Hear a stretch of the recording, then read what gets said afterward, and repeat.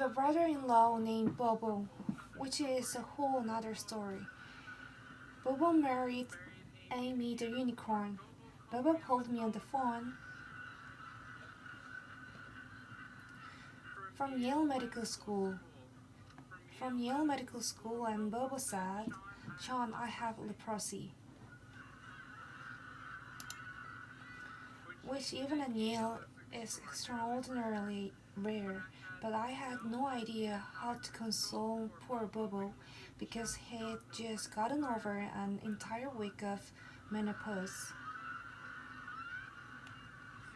See, we're finding is not necessarily the reality that shapes us, but the lens through which your brain views the world that shapes your reality. And if we can change the lens, not only we can change your happiness, we can change every single educational and business outcome at the same time. When I applied to Harvard, I applied it on the day I didn't expect to get in, and my family had no money for college. When I got a military scholarship 2 weeks later, they allowed me to go. Something that wasn't even a possibility became a reality.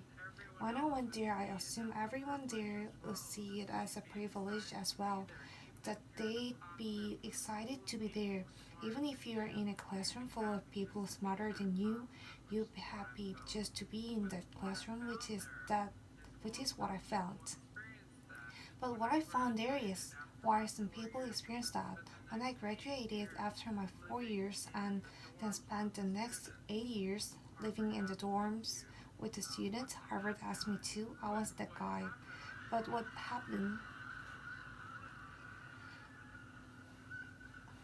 I was an officer of Harvard to console students through the difficult 4 years. And what I found in my research and my teaching that these students, no matter how happy they were with their original success of getting into the school, 2 weeks later their brains were focused not on the privilege of being there, nor on their philosophy or their physics. The brain was focused on the competition, the workload, the hassles, stresses, complaints. When I first went in there, I walked into the freshman dining hall, which is where my friends from Waco, Texas, which is where I grew up. I know some of you've heard of it.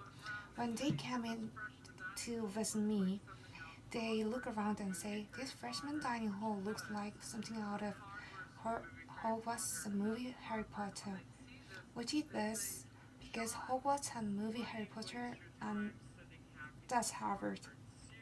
And when they see this, they say, "Shawn, why do you waste your time studying happiness at Harvard? Seriously, what does a Harvard student possibly have to be unhappy about?" Embedded within the question is the key to understanding the science of happiness.